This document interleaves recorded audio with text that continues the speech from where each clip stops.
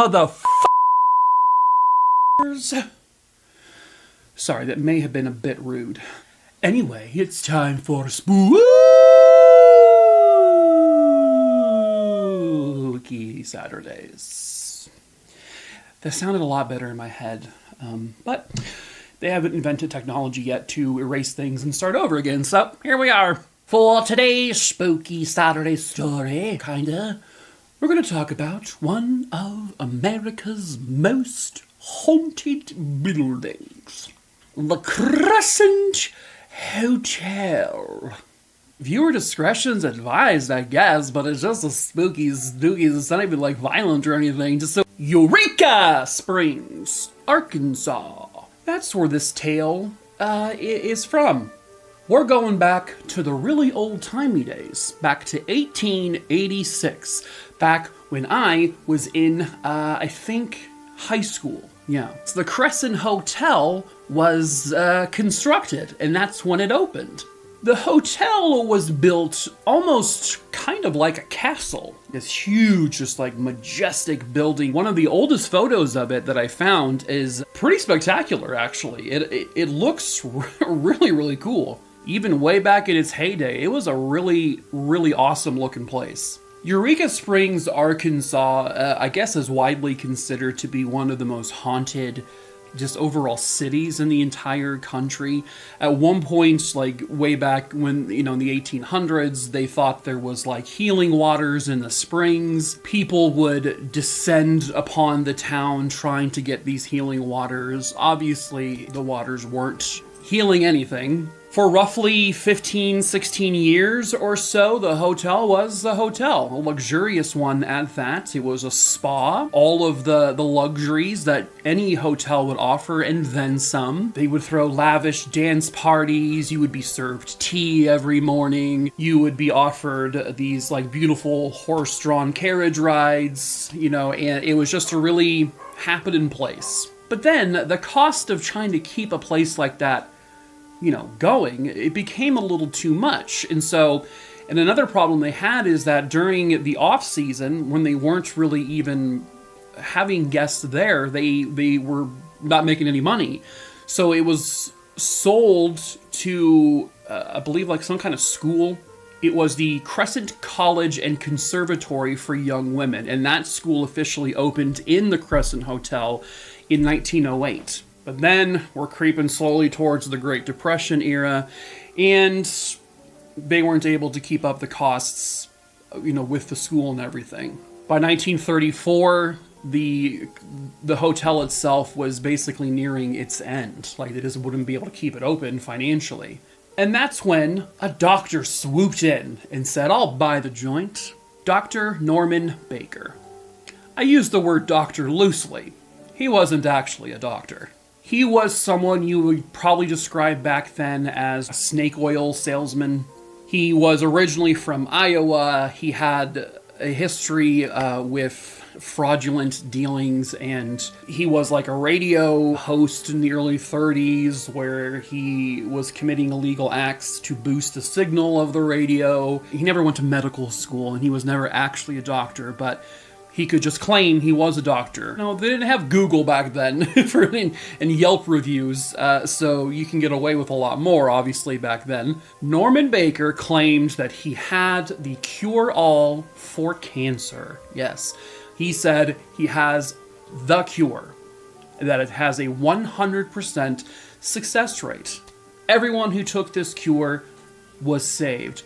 And it didn't require any x-rays, it didn't require any, drugs, it didn't require any of the traditional treatment one with cancer would typically go through, even back then.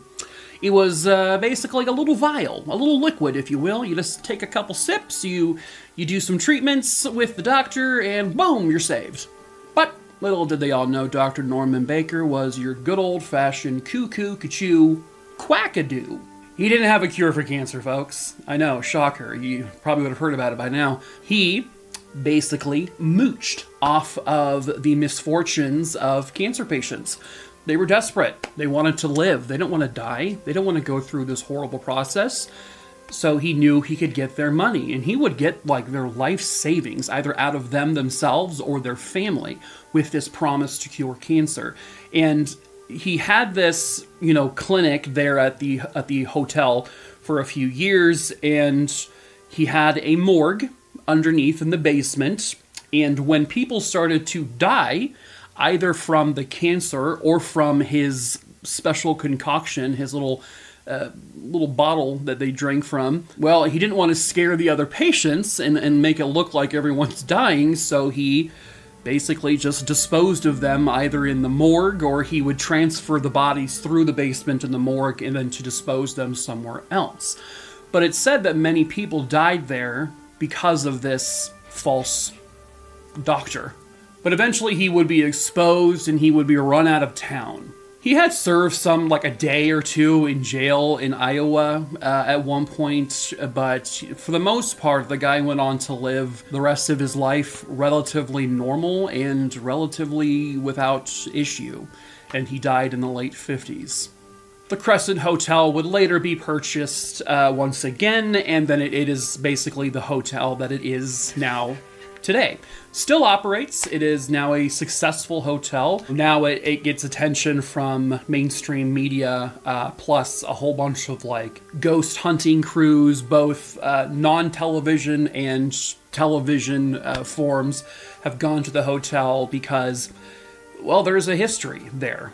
You have all of these cancer patients who died from their illness there when it was a hospital. You also have an Irishman, because when they built the hotel in the 1880s, they brought in some stonemasons and other, builders from Ireland. There was a gentleman there, I think they said his name is Michael, who was on the second or third floor while they were constructing the hotel, and because of some unknown issues, he decided to leap from the second or third floor to his death. It's believed that it's room 218 where is the area where he had initially jumped from. And now people who stay in room 218 claim they hear and feel and see all sorts of things. People someone's messing with them in the hotel room, making all sorts of noises, making all sorts of ruckus. Another apparition that's reported there is a young boy named Brecken. They think he's about 4 years old, and this individual actually died of another illness while staying at the hotel, when it was a hotel, not during the hospital period. And now people can hear the little pitter-patters and the little footsteps of a child running up and down the hallways of the hotel, but when you look out, you see nothing.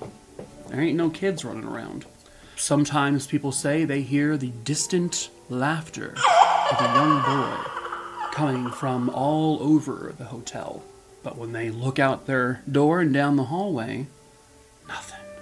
Many guests have reported hearing the sound of a squeaky gurney being pushed down the hall. And they also claim they see the see-through figure of a nurse pushing what they think is a gurney. Likely one of the nurses who would be employed by Dr. Baker, who probably helped dispose of the many bodies of people who died there. If you're down in the basement and in the morgue area, well, that was once the morgue, you can hear the sounds of distant cries, distant screams, the sounds of people coughing from a sickness. There's also the ghost of Theodora. You can apparently hear and see her as she tries to enter her old room, room 419. She will sometimes clean the guests' bedrooms when they leave, or sometimes when they're in the shower, they come out, the room is cleaned, their suitcase is packed, the suitcase is opened or closed. There's also the rumors of a woman simply called Girl in the Mist. She can usually be seen during a full moon, and when the moon comes out, you can see the misty apparition of a woman wailing. But there is no record of anyone like that would fit a description of someone who did die there. Like there is kind of some history of the other folks who have died there. The hotel has been visited by many a ghost hunter. Here are some photos that amateurs have taken while staying at the hotel that they claim are ghosts. proof of ghosts or orbs. I'm not really sure how you feel about orbs. I'm not personally a fan of them. I believe in ghosts, by the way. But I don't believe that an orb represents a ghost. I think an orb is just a weird issue with lighting and dust, personally. You can totally tell me that I'm wrong, and that's fine. I'm okay with that. But I do believe in ghosts. You can always offer explanations to, most ghostly photos, but just because you can offer an explanation for them doesn't mean they weren't what the actual claim was, a ghost. What about you folks? Would you dare stay in the Crescent Hotel? I think I would. I think I would have a blast there. I've stayed in other haunted places. I've stayed at the Copper Queen Hotel in Bisbee. I've been to many haunted places like the Queen Mary, the Whaley House. I've experienced things. So why not? I'd give it a whirl. Would you dare enter the rooms of the Crescent Hotel and be fondled by a ghost? I'm not sure why I said fondled, but again, can't erase things. Or is it all just a bunch of poppycock? I just wanted to say that. Regardless, it has a lengthy history there. And if all else, historical places are fun to visit. I love going to places like this. So if I ever find myself in Eureka Springs, Arkansas, I just might want to take a step into the Crescent Hotel. I would just politely ask that no ghosts enter my body and make me do things. I don't know why I winked.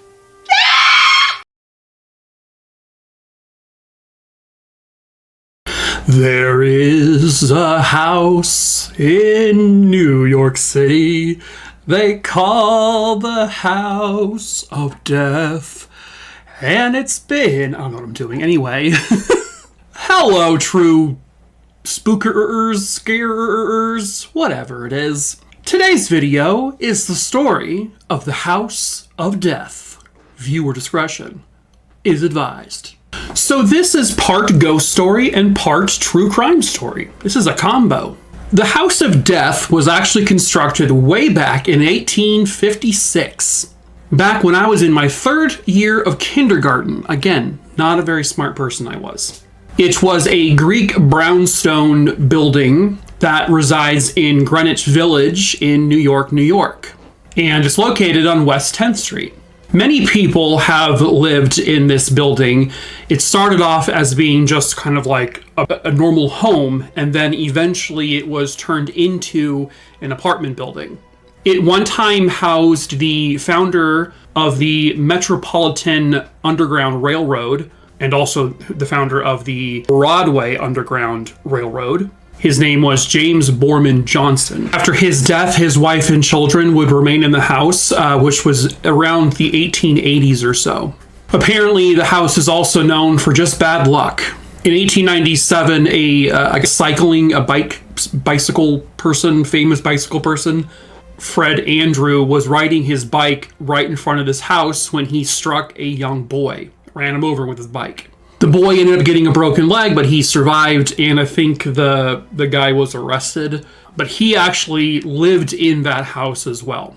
The most famous resident of the House of Death is actually a man named Samuel Clemens, but you probably know him as Mark Twain. He is a legend of the American literature. Mark Twain only lived in the house for some time, like around a year-ish. At this point, he is kind of towards the tail end of his career, and he is kind of depressed and living kind of a sad life. But he also had heard about how the history of this house, how there was reported ghosts being seen in this home. So over the course of time, apparently, roughly 22 people died in this building. And dating back to the late 1800s or so, there had been numerous reported sightings of ghosts in this building. There had been the sounds of footsteps, the horrible odors coming from the house. There has been phantom animals being seen in there, the laughter of children and people crying. But Mark Twain didn't believe any of that, because Mark Twain was a very staunch skeptic. He did not believe in this stuff whatsoever. However, he would end up writing a book, I guess, based on his time there in the house. And it was like it was a ghost story. On one particular evening, this is directly a recollection from Mark Twain himself, he saw a piece of firewood in the home essentially levitate and begin floating near the fireplace. There was no one else there, no one was holding it, it was just floating. And he took out a gun, a pistol he had, and he shot the piece of wood, and then it fell to the ground. He even stated that when he looked at the piece of wood after he shot at it, there were a few drops of blood on that piece of wood and on the ground.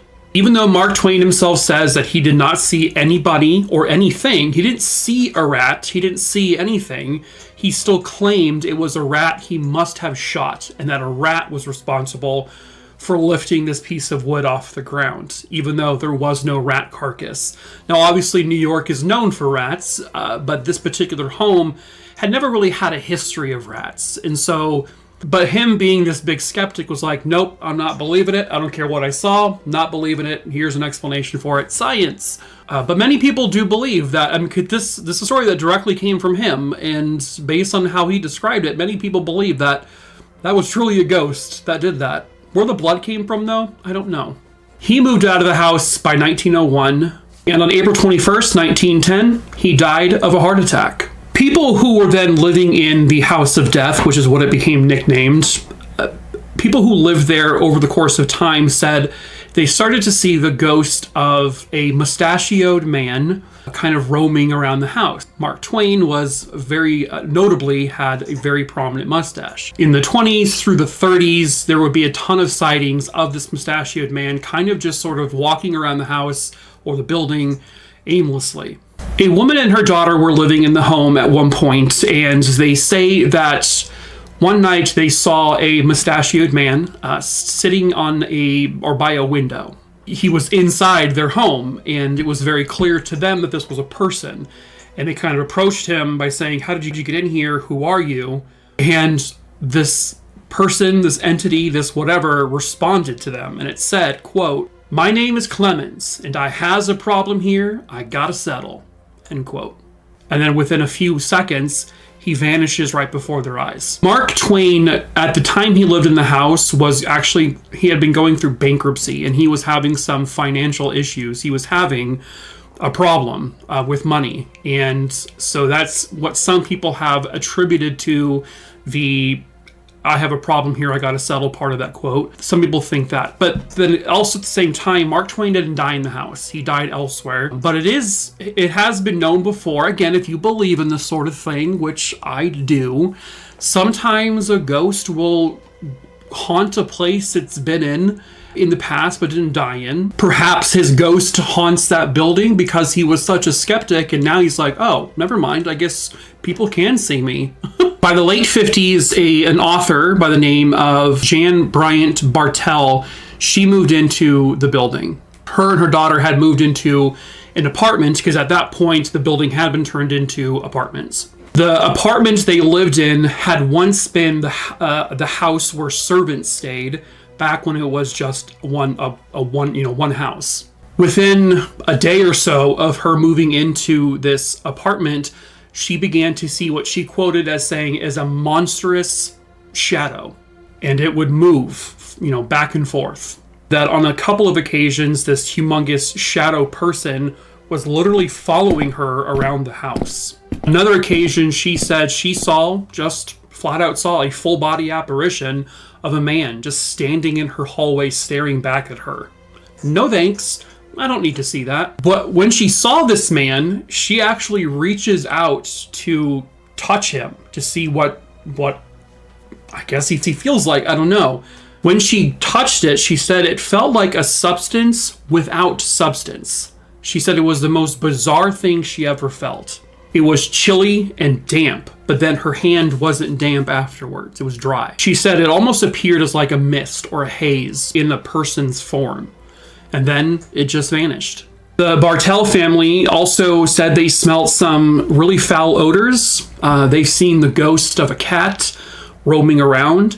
And there was a reported story about, I guess she called in some kind of paranormal investigator or a psychic to look into this building. And the psychic said that they felt or they know that buried in the house is the body of a dead cat, a baby, and at least one other person who died in the home that was just buried somewhere in the house. Have those bodies ever been dug up or found? No. But the numerous tenants over the years who had like small animals like cats or small dogs, I guess their animals would become really agitated by something that the animals saw. And this may have likely been this ghostly cat that was like causing havoc. But many residents would smell really horrific smells, but also sometimes like cigar smells and sweet perfume type odors just kind of coming out of nowhere. When Miss Bartell had the psychic come there and, she said, oh, the body's buried somewhere in this house, they also said that there are at least 22 spirits living in this house. And I can't find like a record of the people who've died in this house, but it doesn't sound like it's that far-fetched.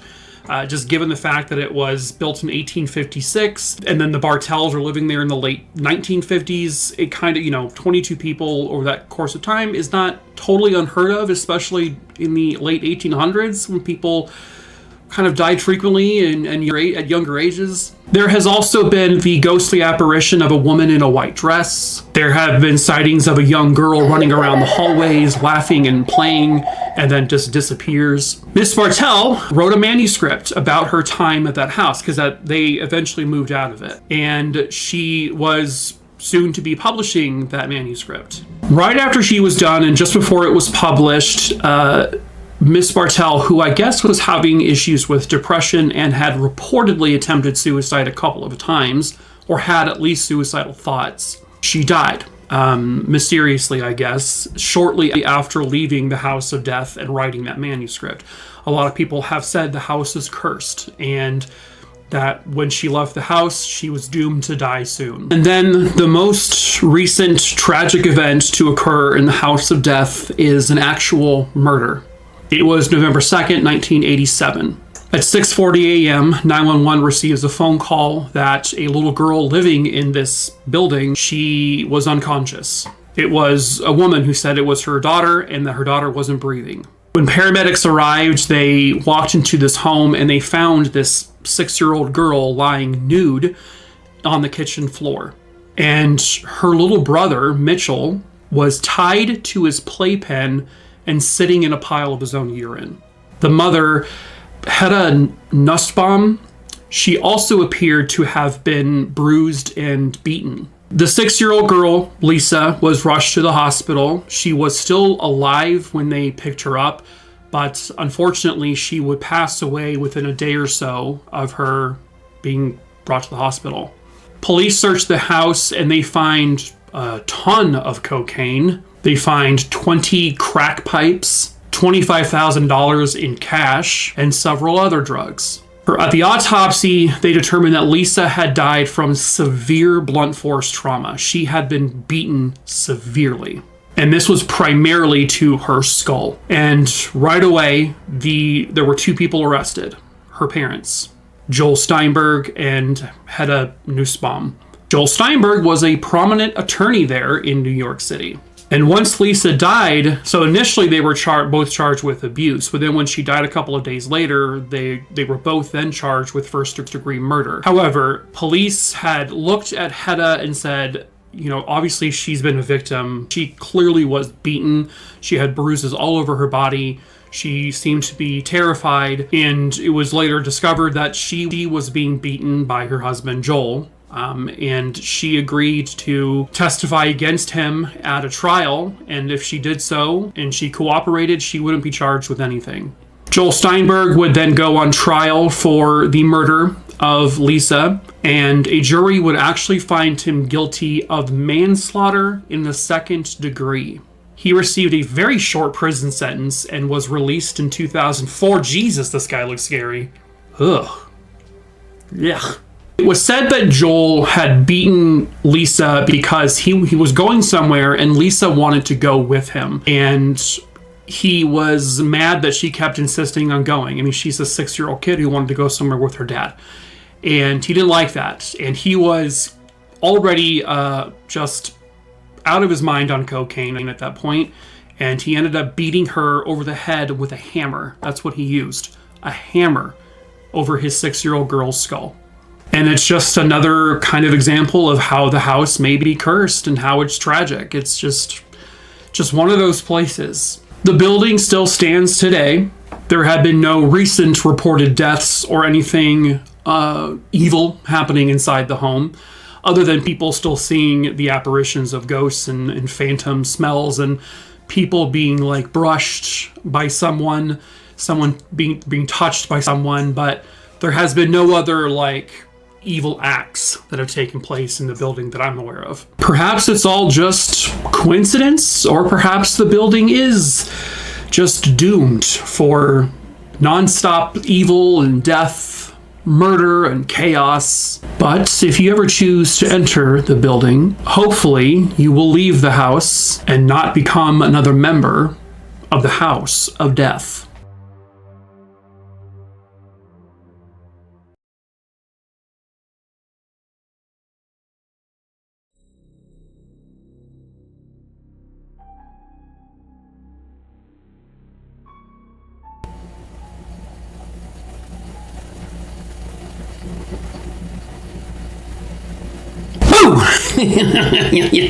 Sorry about that. Hello, true scarerers. I thought we would mix it up a little bit and we'll talk about a ghostly place. Why did I sound like Trump and why did I call it like that? I haven't done a spooky type video in quite some time. So let's talk about one of the most haunted locations in the country, and some say the world. So this is the history of the Waverly Hills Sanatorium. Viewer discretion doesn't really need to be advised on this one, but it's advised.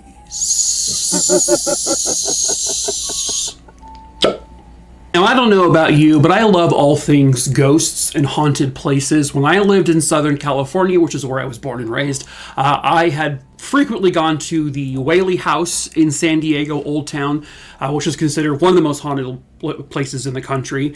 I also would frequent the Queen Mary. I love to explore those types of places, and I also love to learn about their history. And Waverly Hills Sanatorium, which is located in Louisville, Kentucky, which is now, it's completely abandoned at this point.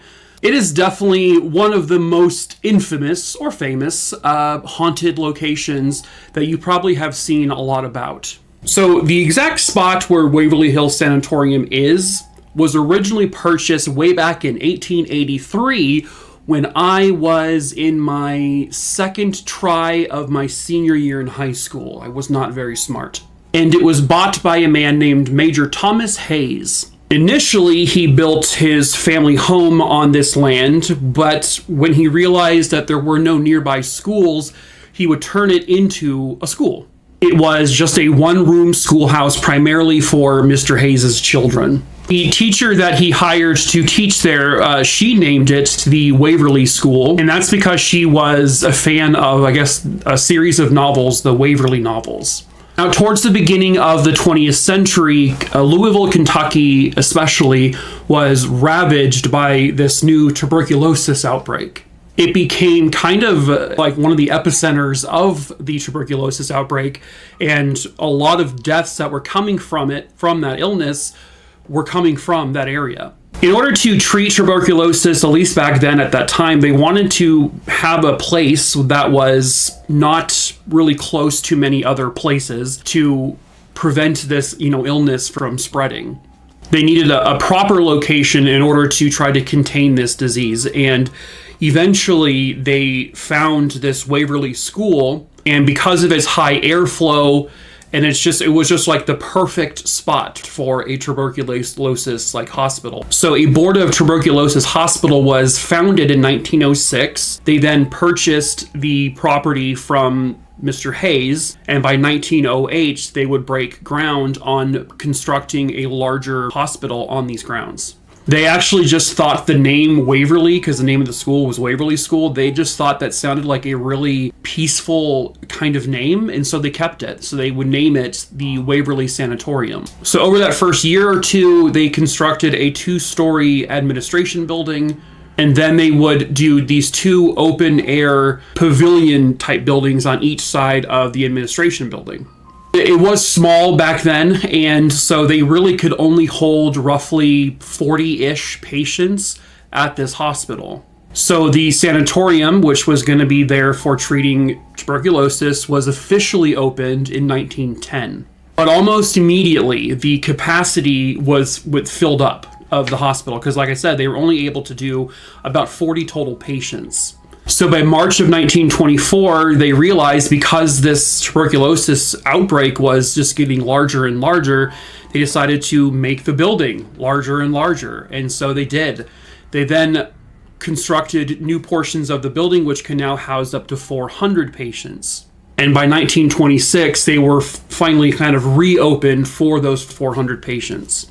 They would nickname the epidemic of tuberculosis the White Plague, and it just continued to get worse and worse because for a very long time there was no cure for this. And they were still trying to figure out all aspects of this illness. Eventually, what the hospital became was not really a place to cure these patients because there was no cure.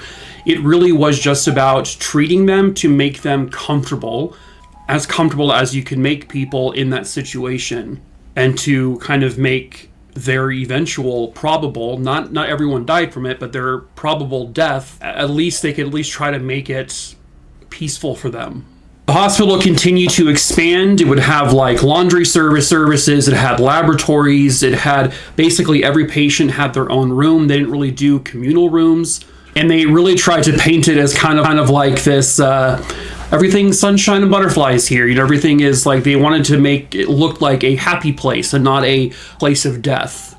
They would have like their own farms on this property, and they would have everyone, out there do farming, and they're growing their own food. The place essentially ended up having its own zip code.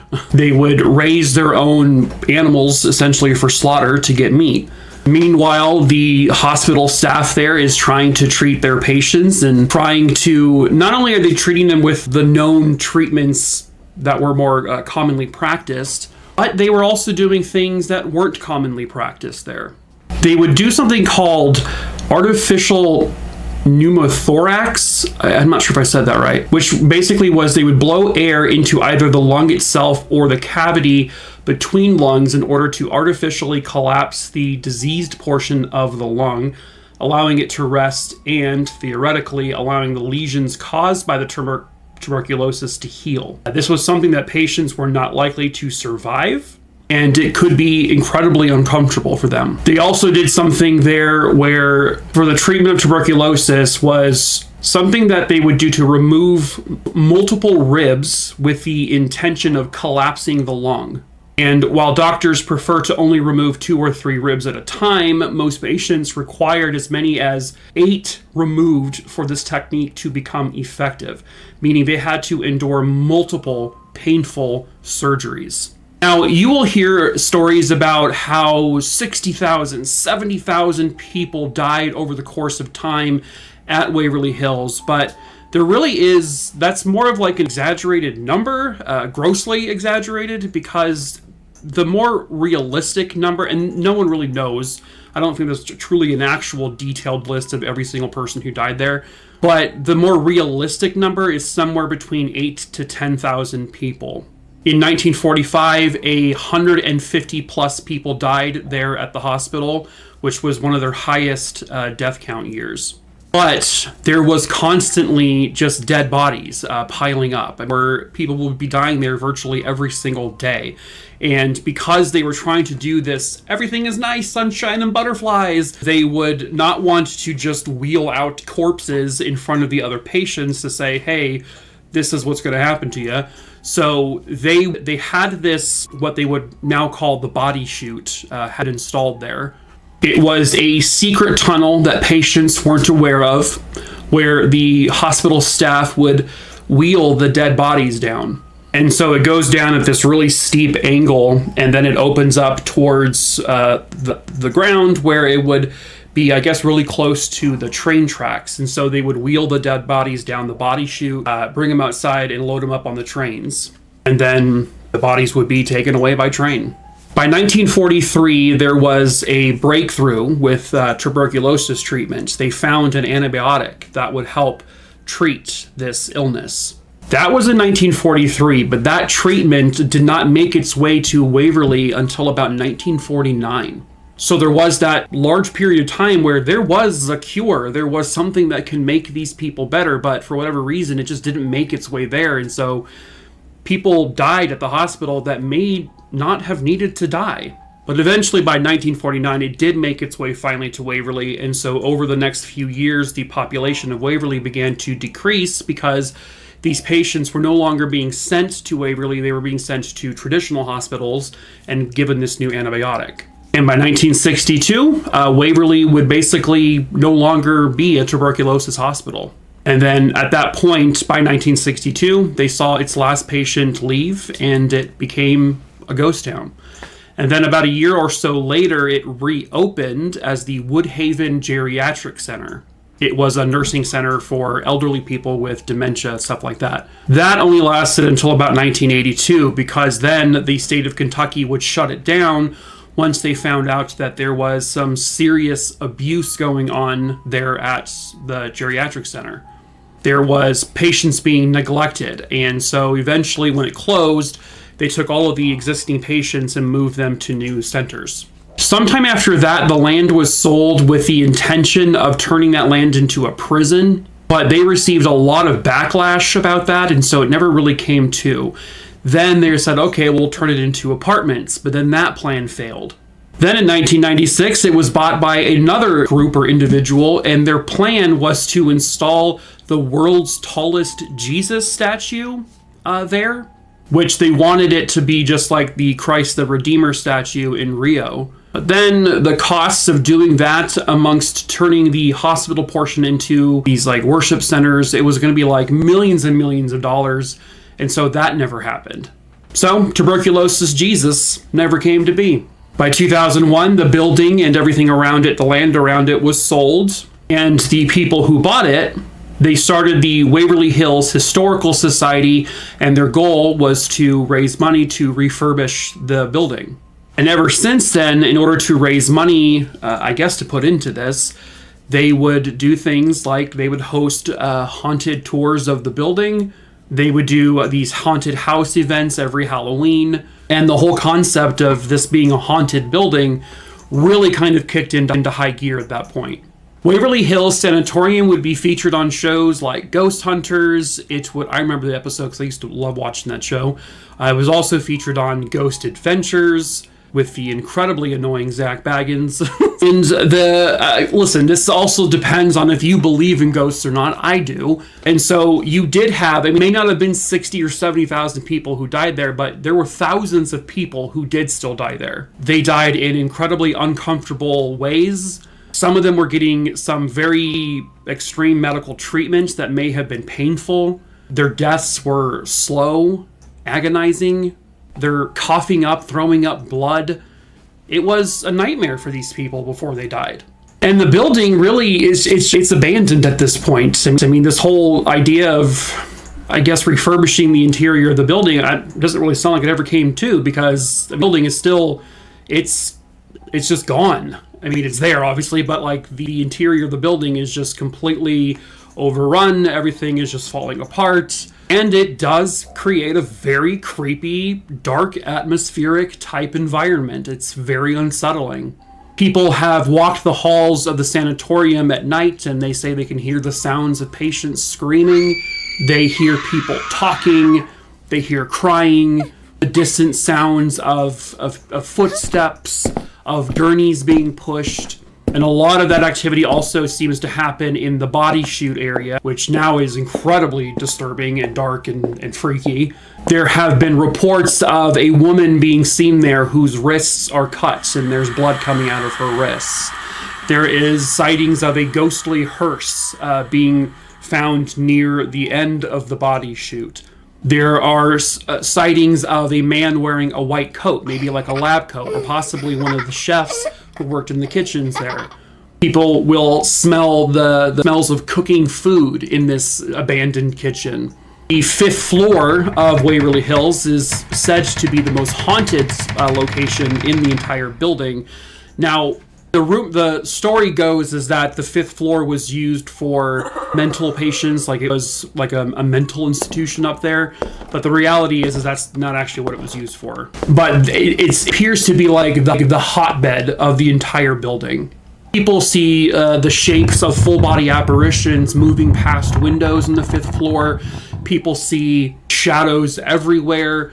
They hear creaking floors. They hear footsteps. Some have claimed they've heard voices telling them to jump off the building.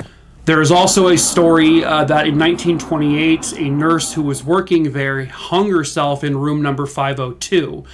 And there is a very famous photo of a hallway on the 5th floor where there is a very clear image of a woman who appears to be kind of see-through standing in a doorway.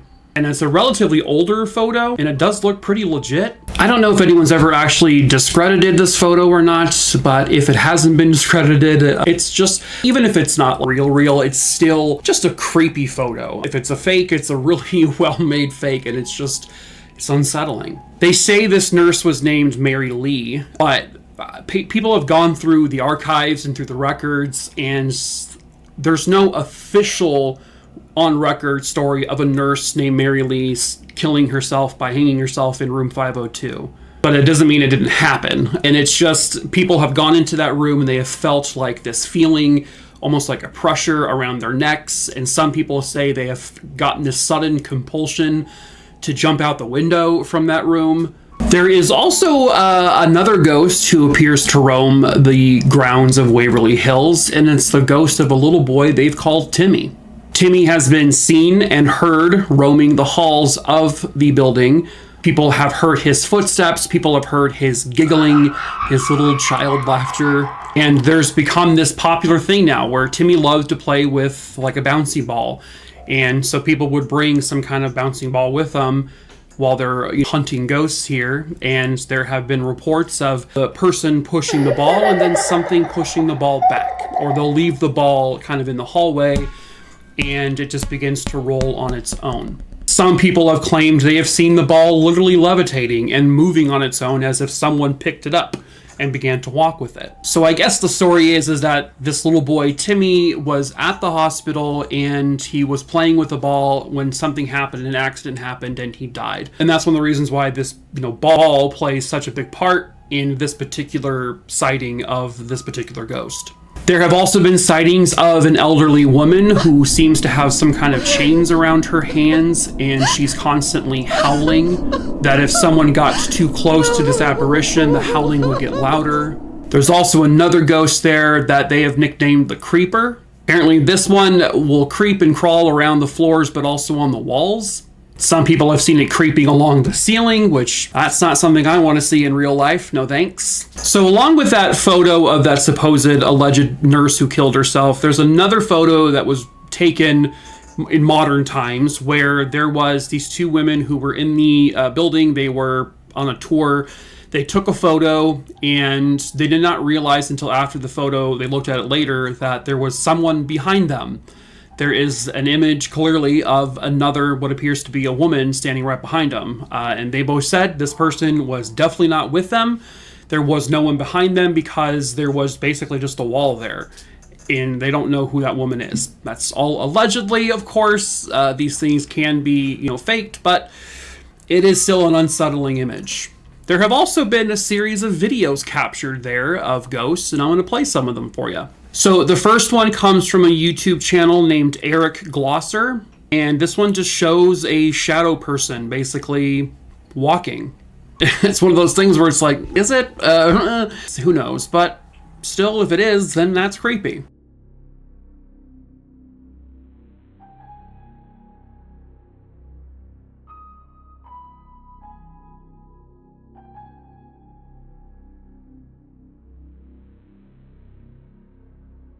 The second video is from a YouTube channel called Haunted or Not. This one is a thermal imaging camera. So the figures at the beginning are the actual people who are walking through the hallway, like people who are there on a tour. and they were like, hunting ghosts. But then at one point, the camera, you see a cut in the timestamps, and that's because all of those people had gone. They're in a different part of the building. And within about 30 seconds, you see these two much smaller thermal images of what looks like two people walking in this hallway, and they're very short. So it looks as if they may be children, but there were no children with this group.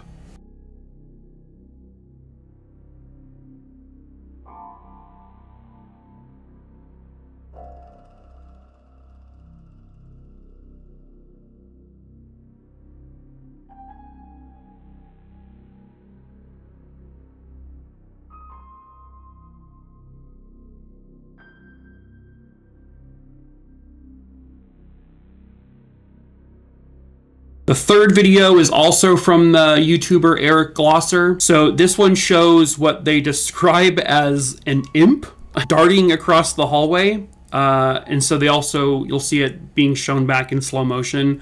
And then a little while later, that same imp, I don't know, that's what they called it. But then it darts back the other direction, and then once again, you'll see it in slow motion. I don't know, to me, it just looks like a bug, maybe a bird or a bat. I don't know if bats are common in there. I'm sure birds can get in there because the windows are all broken. So I don't know, it's just what it looks like to me, but could be that creeper ghost.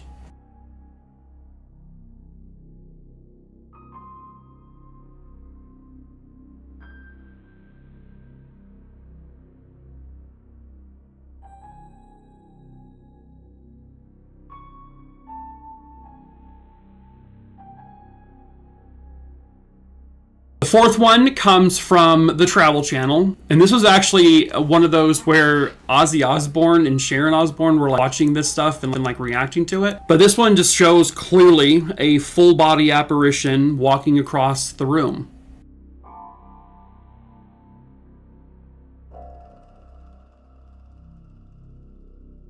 The fifth video is from the old reality show Ghost Hunters. Is that show even still on? I don't even know. It's been so long since I've seen it.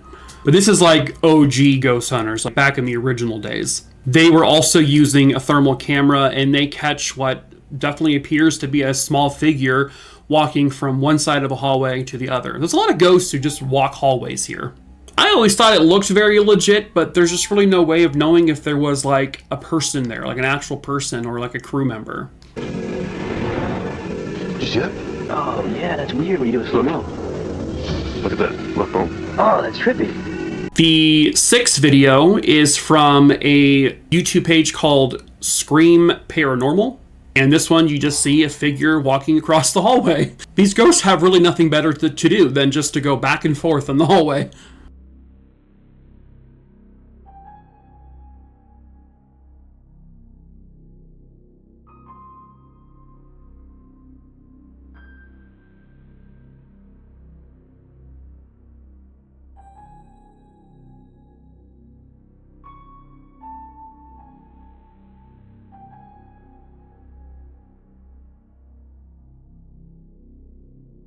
The seventh video is from Spooky Basement YouTube page. So they go into a room and they're just sort of casually going into this room. They are opening the door. It makes a funny squeaking sound. The cameraman then peeks the camera into the room where they're opening the door, and there's this hole in the wall.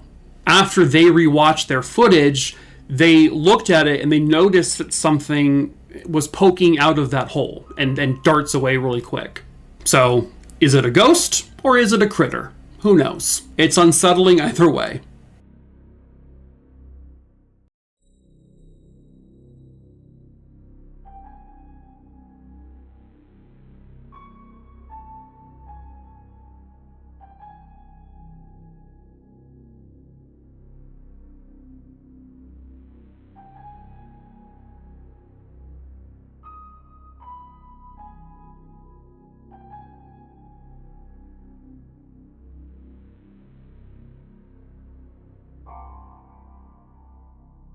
The eighth video is from Resonance Paranormal, their YouTube page. So the video shows one of the group's leaders answering questions during a public ghost hunt. If you look in the background, it's kind of hard to miss, but if you look in the background, you can clearly see someone peeking from behind a door. They later said that they were positive that this was not anyone from their show, their staff. This was not anyone from their group. All of the people who were on this tour were there and accounted for, and so they said, that is not any of us. It's a very obvious, very clear image of someone going, like, just like, oh, hey, can't be here, sorry. So, I don't know, it definitely looks real, but in terms of if it's a ghost, I don't know.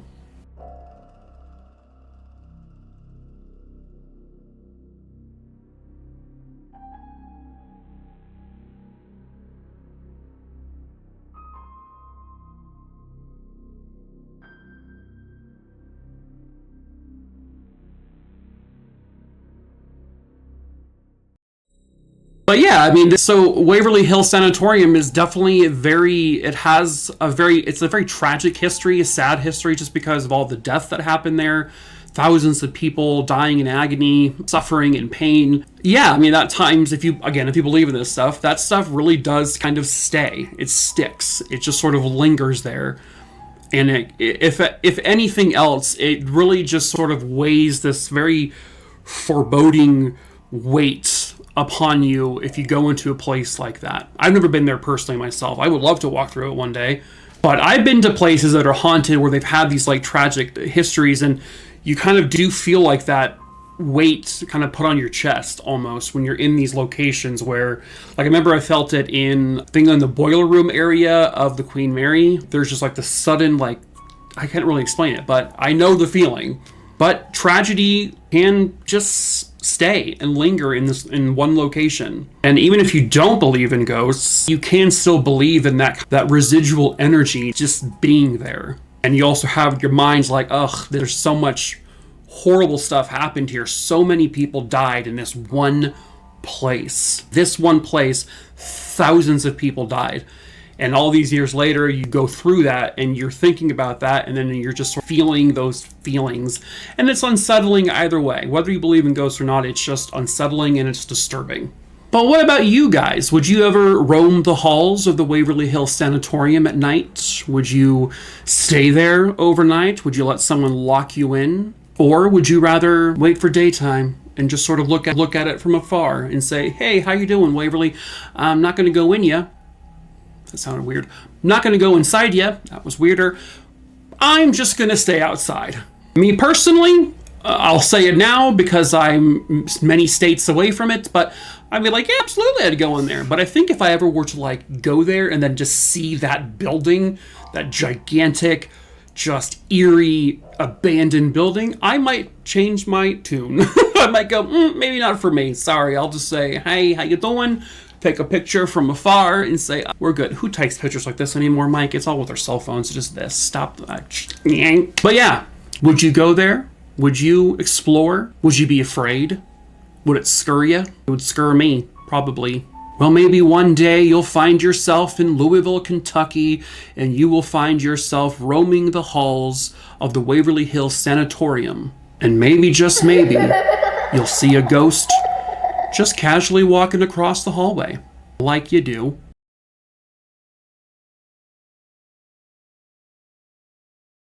The Whaley House. The Whaley House is nestled comfortably in Old Town San Diego, just minutes from SeaWorld. It's a two-story Greek Revival-style home. It was designed by Thomas Whaley. This gray-looking fella here. Get some color, you freak! Construction began in 1856. That was my attempt to do an old-timey voice. It's not working. Construction was done in 1857. Now I sound like an old-timey Harry Potter character. I'll stop. It cost them 10,000 buckaroos to build. It was made from bricks that came from Thomas Whaley's brickyard. It was the first of its kind in San Diego. When construction finished in 1857, the Whaley House was known as a mansion. It was considered to be the finest home in California. This piece of shit? Okay. Thomas then moved his... Oh my god! Jesus Christ, old-timey photos just scared the f*** out of me. Ugh. Thomas here moved his wife Anna and the kids in. You know, Anna and the kids. But the Whaley House wasn't just the Whaley home. It also served as San Diego's first courtroom. Yes, the courtroom is part of the home. I know, I've been there many times. And they also have a theater upstairs. The Whaley House is basically like the happening place. This dusty-looking commode is where all the kids would come to party in their big poofy corset dresses and their loud goddamn fucking jazz music or shit. I don't know. Was music invented yet? Yeah. Let's do some Whaley history, shall we? This fella right here is Thomas Whaley. I like your mustache. Not a talker. This old born in 1823, boomer, in New York City. He was the 7th of 10 children. He took over his father's successful business and then he moved away from New York in 1849. He traveled to San Francisco where he took place of the California gold rush up in them darn hills. He then moved to San Diego in 1851. 2 years after that, he moved back to New York to marry this hot piece of Anna Delany. They then had 6 children together. Here's a couple of them. Fuck, that baby's terrifying. Let's see, there was Francis, Thomas Jr., Anna Amelia, George, Violet, and Corinne.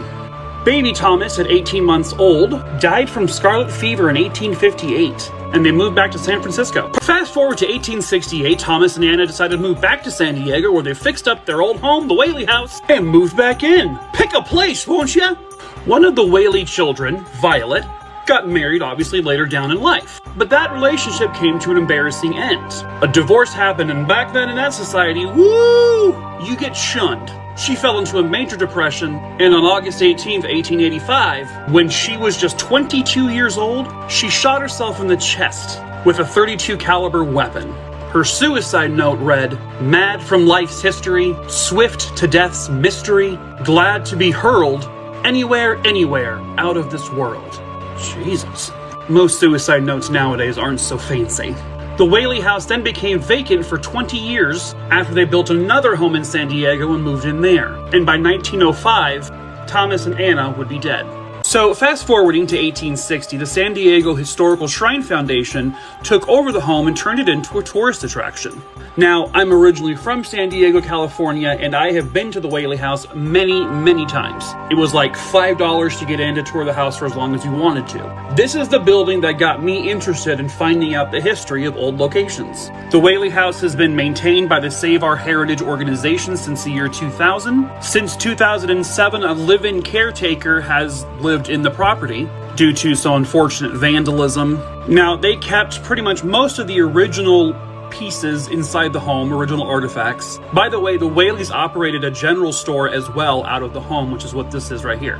Not to mention the courtroom. They recently renovated it and put up new tile walls for some reason. Dining room, kitchen. Oh God, dolls! Now, the Whaley House has had some tragic history behind it. Suicides were committed in the home, other family members died in the home, some tragically, some of old age. But there was even history of death on that property before the house. You see, somewhere in the old tiny location before this house was there, this location operated a gallows. This is an archway in the home in the lower floor in the living room area, where historical officials say this is where the gallows used to be. A man by the name of James Robinson, or nicknamed Yankee Jim Robinson, who's one of the most notorious names involved with this house, he tried to steal a boat. And back then in 1852, that was punishable by death. So he was put to death. He was hung on those gallows where the Whaley House now stands. Yankee Jim was roughly 6 feet tall, which back then was a monster. The gallows were too short, so he struggled and died very, very slowly, horrifically. Some say he now lingers. Right down the street from the Whaley House, literally like a couple hundred feet away, is a little tiny graveyard where Yankee Jim was buried, where he still rests to this day. The Whaley House is now considered to be one of the most authentically haunted locations in the entire country. I have been there several times and I've experienced some weird things, but take it with a grain of salt. Some people claim if you're standing near this archway where Yankee Jim Robinson was hung, you can feel pressure around your throat. People claim they smell perfume on this staircase, where at one point Anna Whaley was robbed at gunpoint. You can see curtains blowing in one of the master bedrooms, where there's no wind. People have seen little ghost animals running around here. Regis Philbin was filming one of his morning shows in 1964 inside the Whaley House, and they ended up running away from the house screaming. He claims he saw Anna Whaley. Do you believe? I'm just going to show you some pictures. Some people claim you can see a face in this picture. Do you see it? Is it nothing? Apparently there's a blobby ghost down there, I guess. Gee, this one's pretty self-explanatory. Hello, sir. This is in their dining room. Oh, shit! Oh, God, it's just an old lady. But my hand went right through her! I guess there's a face in that circle. I don't know, I suppose it's... I don't know. Oh, there's a face staring at you from the window. Ugh. Sorry. Whoa, okay, I don't know what that creeper pants is. Could be a reflection, maybe? What do you guys think? What do you think, face in the wall? Are ghosts real? Huh? Nah, probably not. But maybe.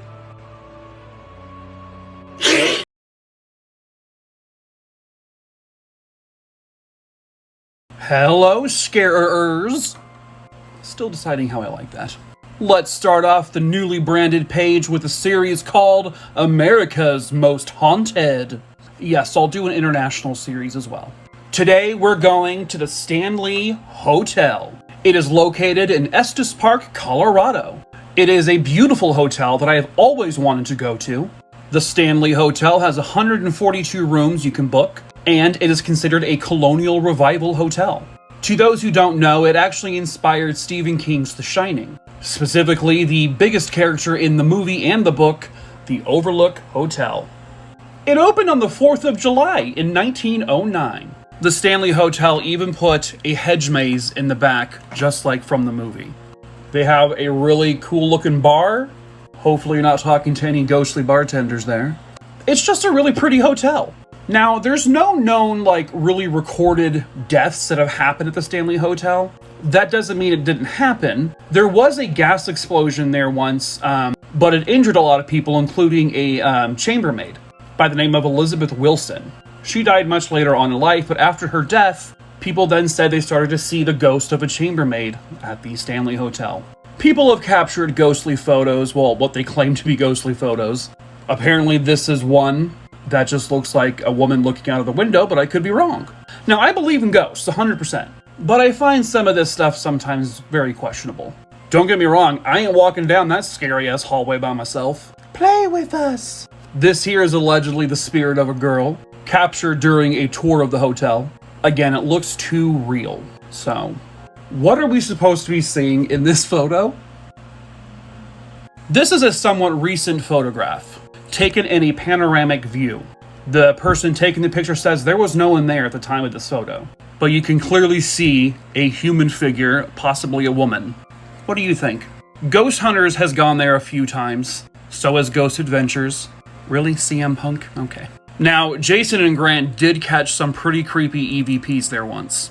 Take a listen. How far back does it go, G?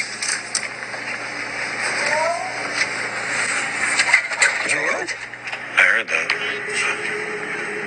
Hello, my ass! Just said hello. Yeah, I heard it. Who are you? Shh. Okay. Who's there is what that thing said? It's the little chubby lady from Poltergeist. Oh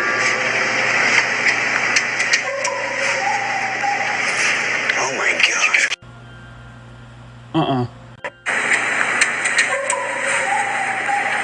Okay, bye Stanley Hotel! Hello, scarers! Boo! Today we go to one of the homes of the voodoo. I should be banned from accents forever. It's time for another episode of America's Most Haunted.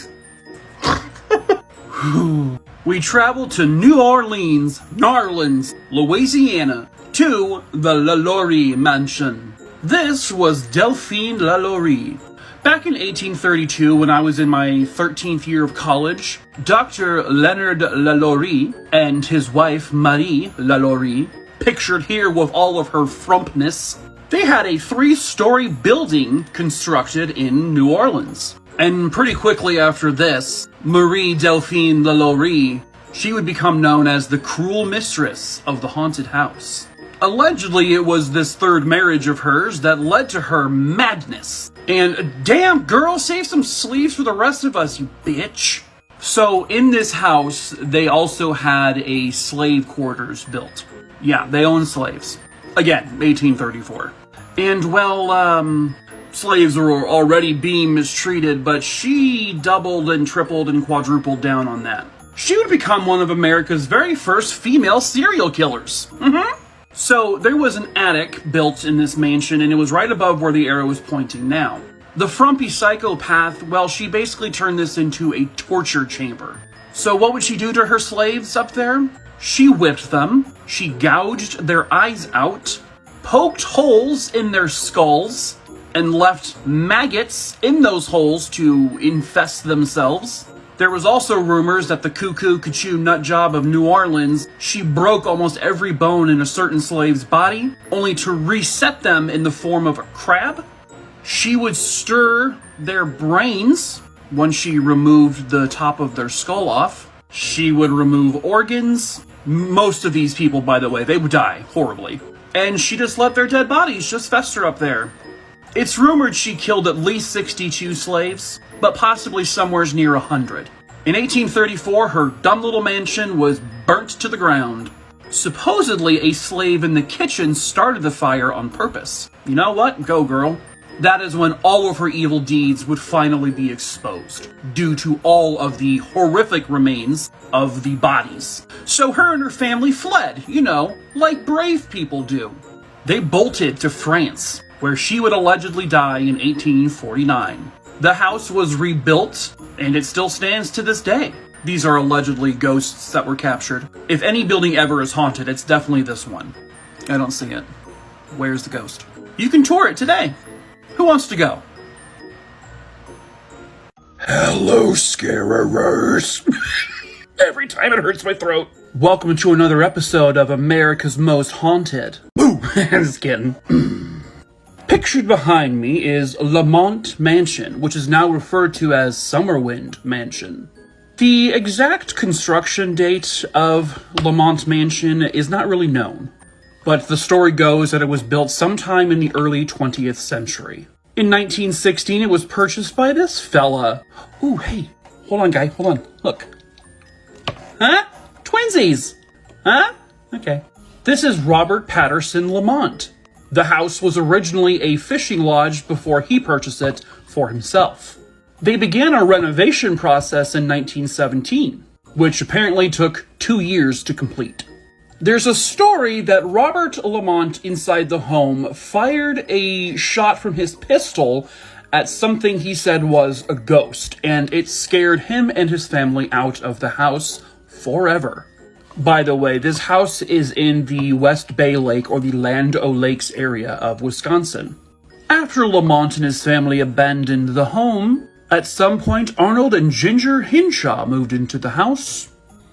The legend says that the two of them were so disturbed and so frightened by the ghosts in this building that Arnold had a nervous breakdown and Ginger wanted to take her life. Ginger's father, Raymond Bober, he was the one to actually purchase the house for that couple. He claimed that the mansion was haunted, and that's when he said, we're changing the name from Lamont to Summerwind. He claims that the rooms in the house had the ability to change shape and change dimensions whenever it wanted to. He claimed the house was haunted by an 18th century explorer by the name of Jonathan Carver. He said people who worked in the mansion, like the maids, there were voices heard throughout the house when no one was there. One night, a full-figured apparition appeared to them in the kitchen. He's just hungry. In 1988, Lamont/Summerwind Mansion was hit by lightning, and it burned to the ground. And now, it is nothing but ruins. Is he standing on the side of a giant treasure box? Sir? Sir? Do the ghosts still roam the woods? Some people say it's the most haunted location on Earth. My God. Bye!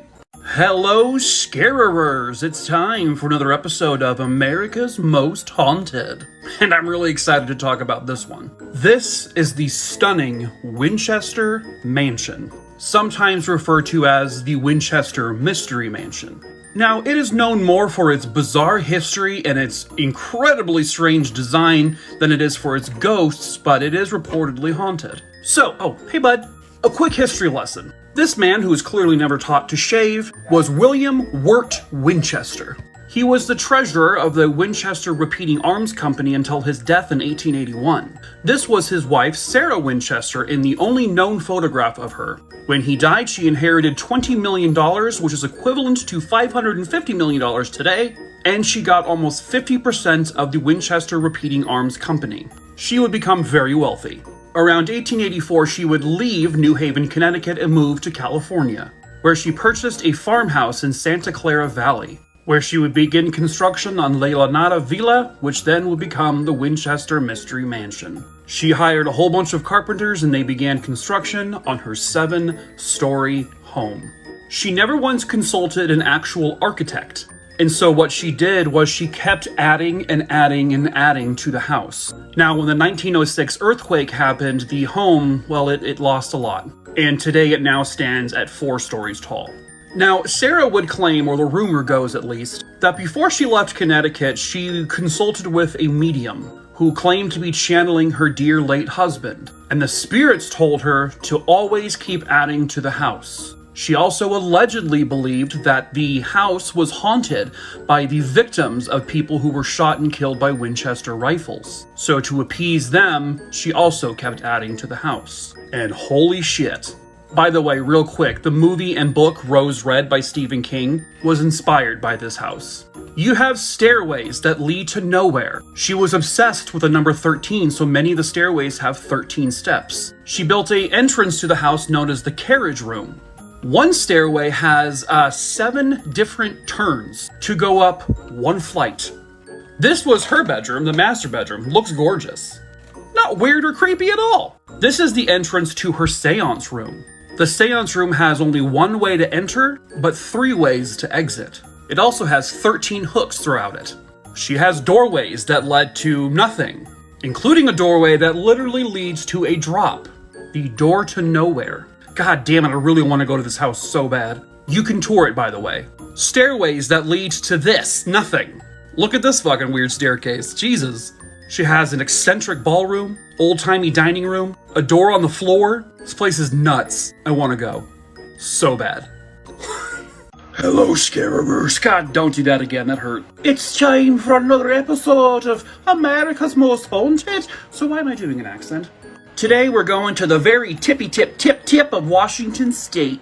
And we are going specifically to the San Juan Islands. Ooh, look how pretty it is. This is Roche Harbor.